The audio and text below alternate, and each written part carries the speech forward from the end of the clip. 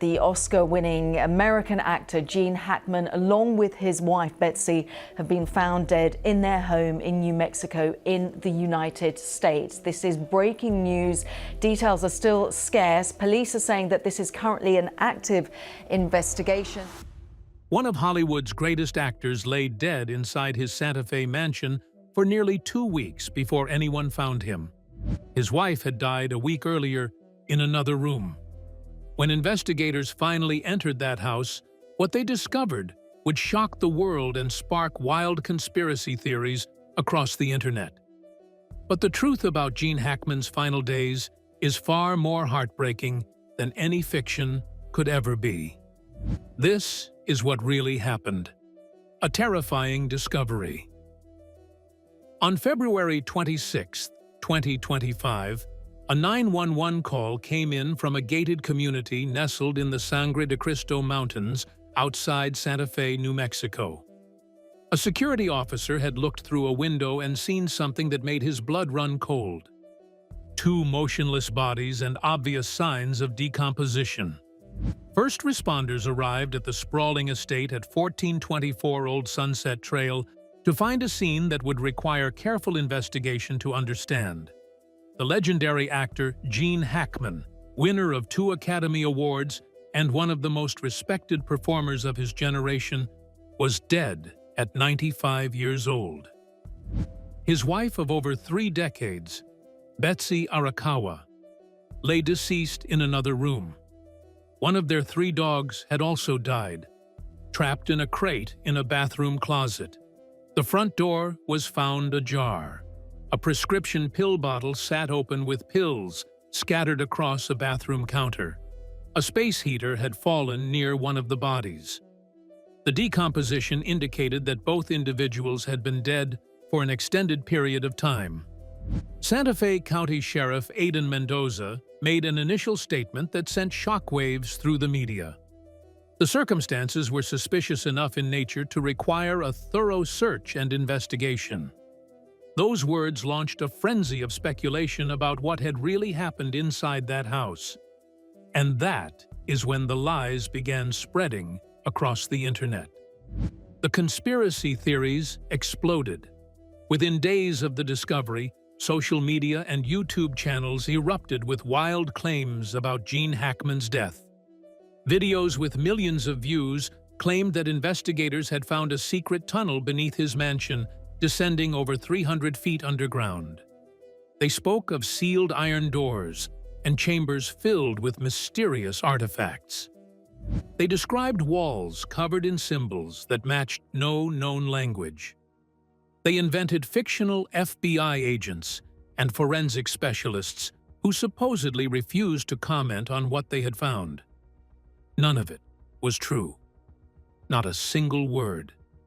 These fabricated stories were created by entertainment channels looking to exploit a tragedy for clicks and views. They invented contractors who supposedly worked on the property and signed non-disclosure agreements that conveniently expired right before Hackman's death. They quoted security consultants who were completely fictional. They described underground vaults with Spanish colonial architecture and ancient stonework dating back a century. They claimed investigators found leather-bound ledgers written in German from 1947 and photographs of people in unidentifiable military uniforms. The lies grew more elaborate with each retelling. Secret meetings in dimly lit rooms, symbols carved into walls that matched no known language. Astronomical charts showing star positions from impossible dates. An iron door 8 feet tall and 4 inches thick, sealed forever with a corroded lock mechanism. FBI forensic teams supposedly analyzing artifacts and deploying advanced techniques to decipher cryptographic elements. It was all completely fabricated from start to finish. Snopes, the fact-checking organization, investigated these claims and rated them entirely false. There was no tunnel. There was no vault. There were no mysterious symbols or sealed doors or FBI investigations into hidden chambers. The Santa Fe County Sheriff's Office handled the entire investigation with standard procedures. The FBI was never involved in any capacity whatsoever. These conspiracy videos exploited the natural human curiosity about a celebrity death to spread misinformation for profit. They took the genuine mystery of two people found dead after nearly 2 weeks and transformed it into sensationalized fiction.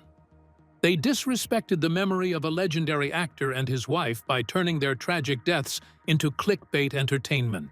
The real story of what investigators found is far more tragic and far more human than any conspiracy theory. It is a story about love and loss, about illness and isolation, about two people who died alone when no one was watching. Before we understand how Gene Hackman died, we must first appreciate the extraordinary life he lived. Who was Gene Hackman in actuality? Eugene Allen Hackman was born on January 30, 1930, in San Bernardino, California. His childhood was marked by hardship. His father abandoned the family when Gene was 13 years old, leaving emotional scars that would take decades to heal.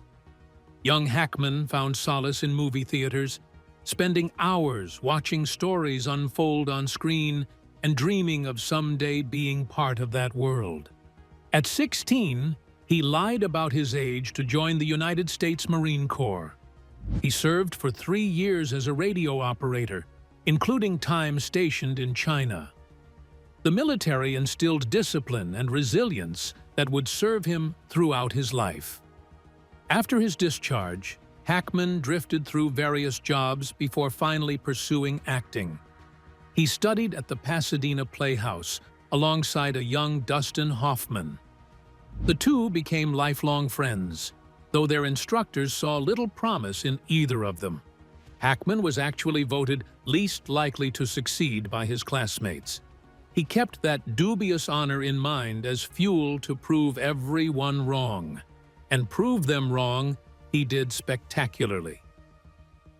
Gene Hackman won 2 Academy Awards. The first came in 1972 for his unforgettable portrayal of Detective Jimmy Popeye Doyle in The French Connection. That role required him to transform himself completely, learning to handle weapons like a real cop and immersing himself in the world of New York City narcotics detectives. The famous car chase beneath the elevated train tracks became one of the most celebrated action sequences in cinema history. His second Oscar came 20 years later, in 1992, for Unforgiven.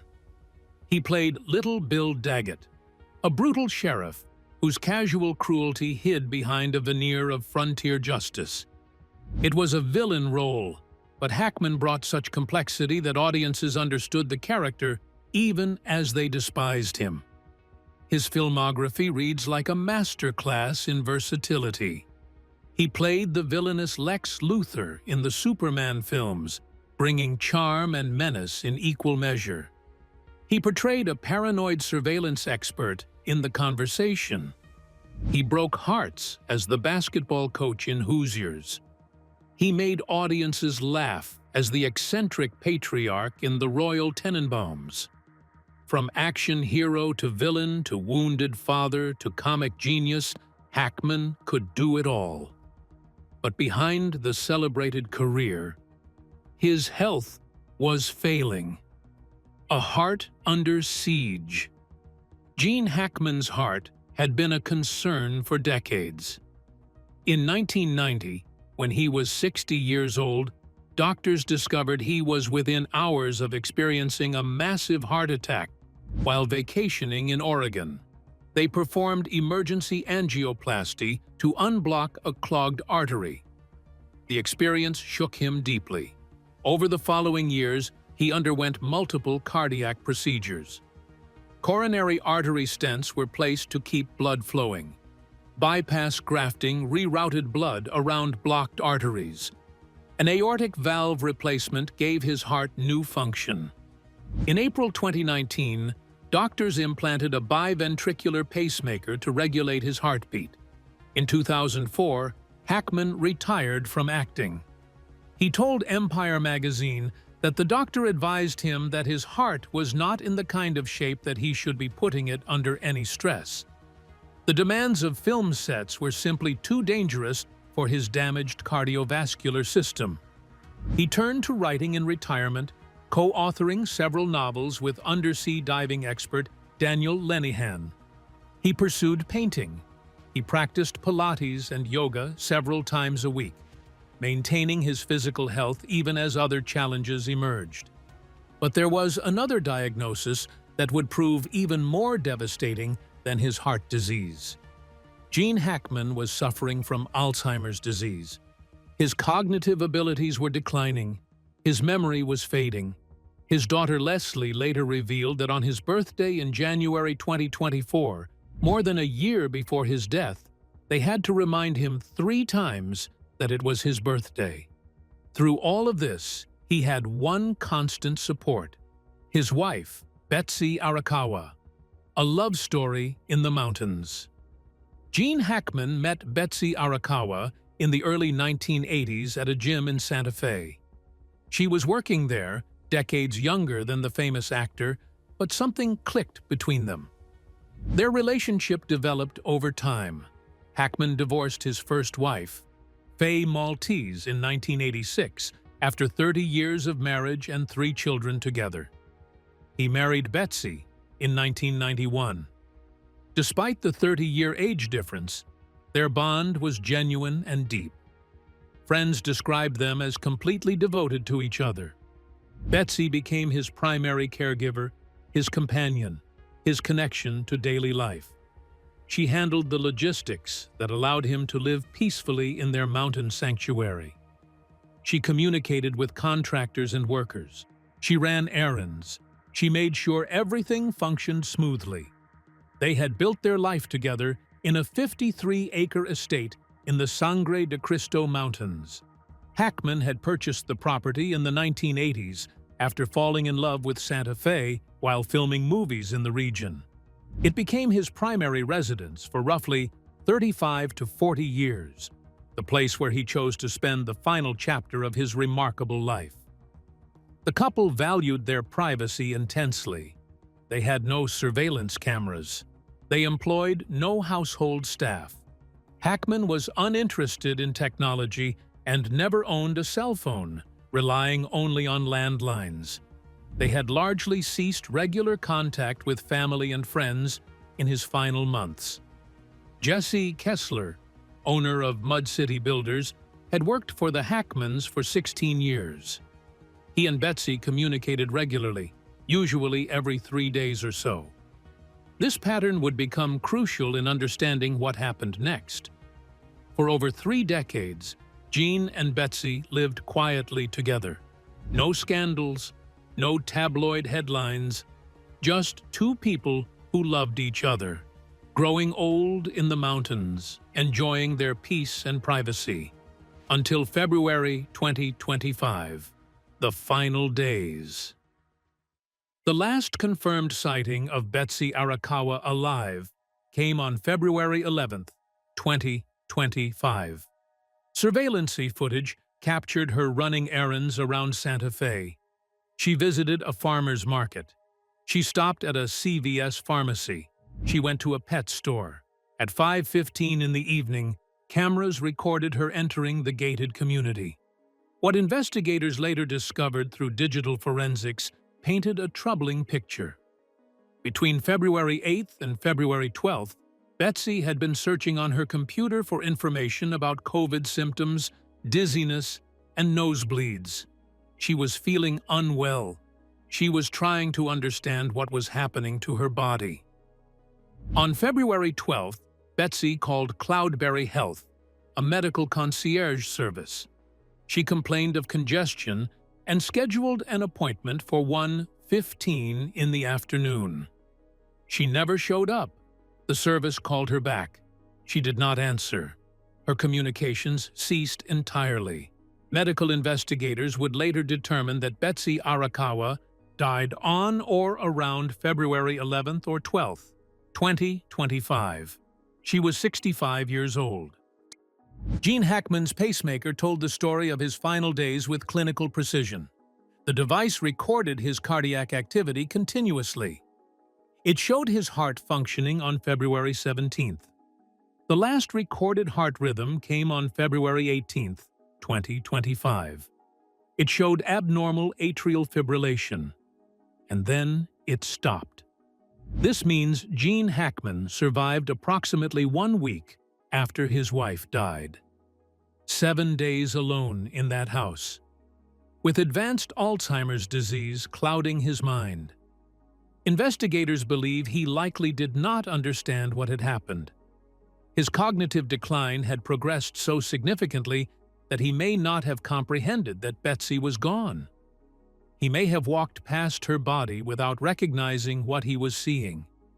He may have sat in confusion as days passed, waiting for care that would never come. Toxicology reports found trace levels of acetone in his system, indicating prolonged fasting. He had not eaten for several days before he died. Betsy had been his sole caregiver. Without her, there was no one to prepare his meals, no one to remind him to eat, no one to care for him at all. Jesse Kessler grew worried when he had not heard from Betsy in about 2 weeks. This was highly unusual. Their regular communication had never been broken like this before. Something felt wrong. Kessler tried to request a wellness check from authorities, but he was told he needed authorization from a family member. He did not have contact information for Hackman's children. The request went nowhere.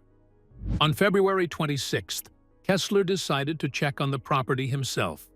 When he arrived, he encountered a pest control worker who was leaving. The worker mentioned something that immediately alarmed Kessler. "The dogs are out." Kessler knew this was deeply wrong. The Hackmans had 3 dogs, and they were never allowed out unsupervised. This was not normal. This was not right. Kessler and maintenance worker Roland Lowe Begay approached the house. They found the front door ajar. A security officer for the gated community looked through a window. 2 motionless bodies. The 911 call went out at approximately 1:45 in the afternoon. Gene Hackman lay in one room. Betsy Arakawa lay in another. Their dog Xena was found dead in a crate, having starved after being trapped. The other 2 dogs had survived by accessing food through a dog door. The decomposition was significant. Nearly 2 weeks had passed. Investigators noted that Betsy appeared to have collapsed suddenly. Her body position suggested she had dropped without warning, overwhelmed by whatever was killing her. The space heater near her had apparently fallen when she fell. What investigators really found. The investigation proceeded methodically through every piece of evidence. Despite the suspicious circumstances initially noted, investigators found no evidence of foul play. No forced entry, no missing items, no signs of struggle. Nothing to suggest anyone else had been involved. Detective Roy Arndt's search warrant affidavit described the scene in detail. The bodies were found in separate rooms with obvious decomposition. An open prescription pill bottle with scattered pills sat on a bathroom counter. A space heater was positioned near Betsy's head. The front door was ajar. One of 3 dogs was found dead in a crate. Both bodies showed signs they may have fallen suddenly. Each of these details required explanation, and investigators worked to provide answers. One of the first theories examined was carbon monoxide poisoning. 2 people and 1 dog found dead with space heaters present seemed to fit the profile. Carbon monoxide is invisible and odorless. It can kill entire families without anyone realizing what is happening. Given the winter temperatures in the mountains and the need for heating, this seemed like a logical possibility to investigate. The New Mexico Gas Company conducted a thorough investigation on February 26th. Their findings were definitive. No significant presence of carbon monoxide or dangerous gas leaks was detected anywhere in the home. They found one minuscule, non-lethal leak at a stove burner that was not considered a contributing factor. 4 minor code violations involving a water heater and gas log lighters were noted, but none involved dangerous leaks. Both Gene Hackman and Betsy Arakawa tested negative for carbon monoxide exposure. Hackman's saturation measured less than 5%, well within the normal range for a living person. This theory was completely and definitively eliminated. The scattered prescription pills that initially raised concerns turned out to be thyroid medication Betsy had been taking exactly as prescribed. The bottle had simply fallen or been knocked over, probably when she collapsed. Nothing sinister, nothing suspicious, just the sad evidence of a woman who fell suddenly and never got back up. The space heater near Betsy's body had apparently toppled when she fell. The position suggested she collapsed without warning, overwhelmed by whatever was killing her. There was no indication she had tried to move it or that it had been placed there deliberately. The ajar front door was explained by the surviving dog's movements. 2 of the 3 dogs had access to a dog door and had been moving around the property. The door may have been pushed open by the animals or left slightly open before the deaths occurred. By February 28th, Sheriff Mendoza felt confident enough to state publicly that he was pretty confident there was no foul play based on the complete lack of evidence suggesting otherwise. But what had actually killed them? Chief Medical Investigator Dr. Heather Jarrell announced the official findings at a press conference on March 7, 2025. This public disclosure was unprecedented, driven by the intense worldwide interest in understanding what had happened. Gene Hackman died of hypertensive atherosclerotic cardiovascular disease. His heart gave out. The autopsy revealed severe hardening of the arteries and damage from decades of high blood pressure. Evidence of previous heart attacks was visible. His kidneys showed severe chronic damage, and his brain confirmed advanced-stage Alzheimer's disease. Dr. Jarrell stated that Hackman was in a very poor state of health and that it was quite possible he was not aware his wife had died given his cognitive condition. The cause of Betsy Arakawa's death was far more unexpected and tragic. She died from hantavirus pulmonary syndrome. Most people have never heard of hantavirus. It is a rare and often fatal disease transmitted through contact with infected rodent urine, droppings, or saliva. You can contract it by breathing in dust contaminated with rodent waste. You can get it from cleaning out a shed where mice have been living. A single exposure to contaminated material can be enough to set the disease in motion. New Mexico has recorded only 136 infections over the past 50 years. Only 5 of those cases occurred in Santa Fe County in that entire time period. The fatality rate for the strain found in New Mexico ranges from 38 to 50%. Even with intensive medical care, many patients do not survive. Without any medical intervention at all, the odds become even worse. The virus attacks the lungs in a particularly cruel way. It causes fluid to accumulate in the chest cavity, making breathing progressively more difficult.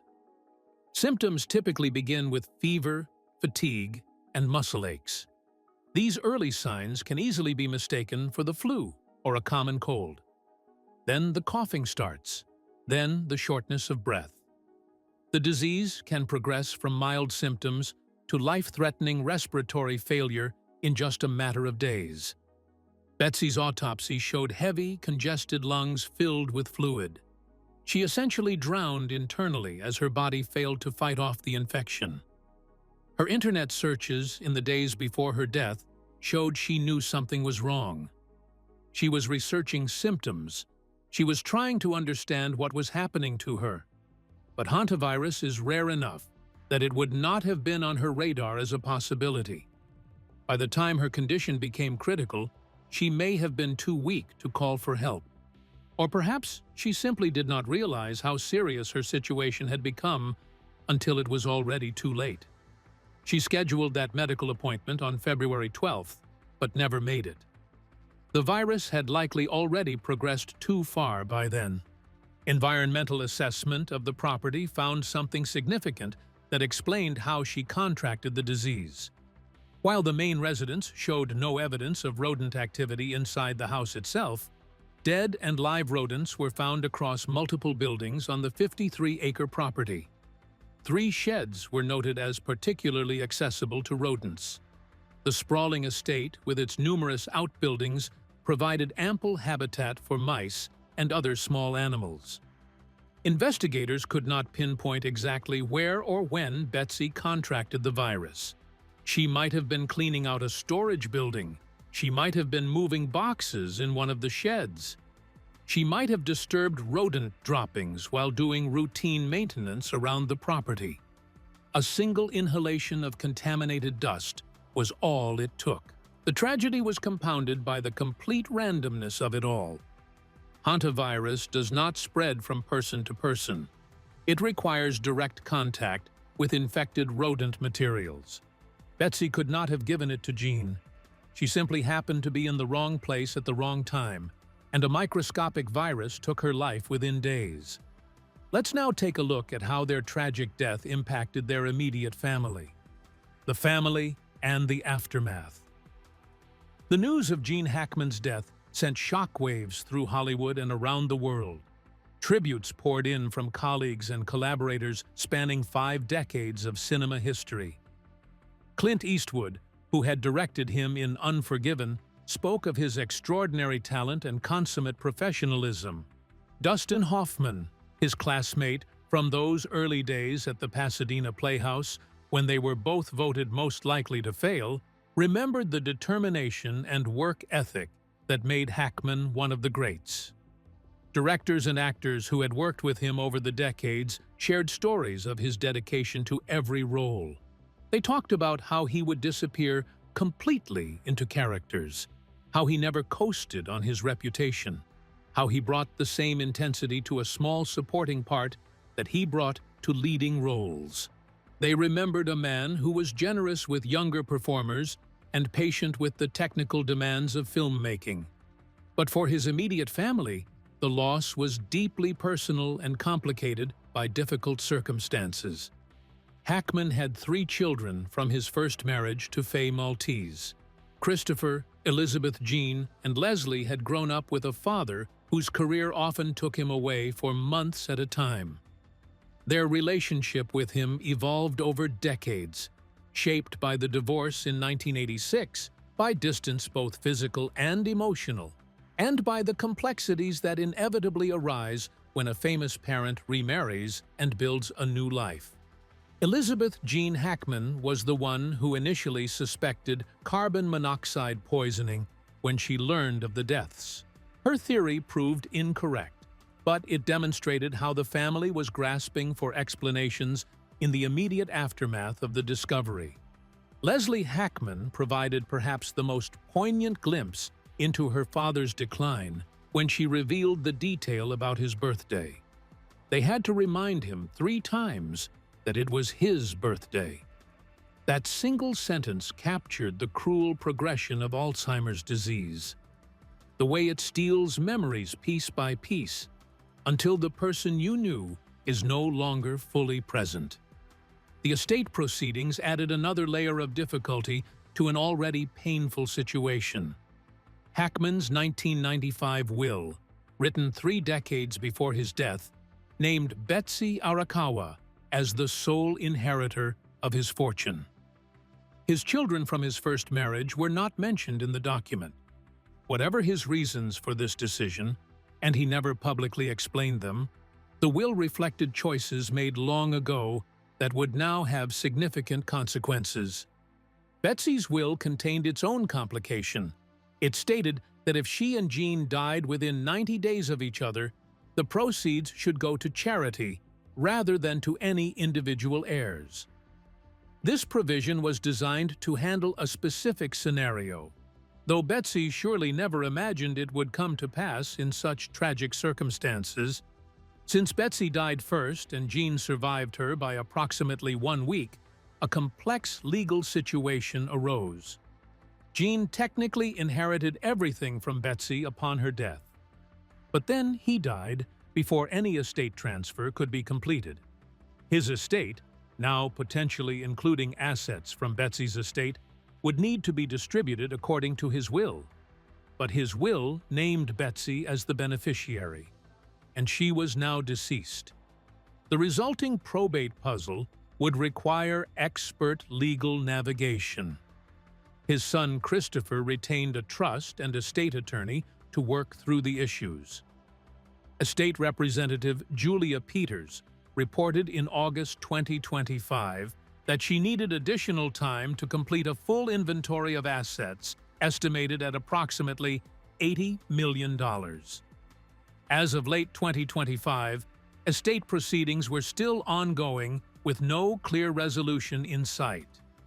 Meanwhile, the process of dispersing Hackman's physical belongings moved forward.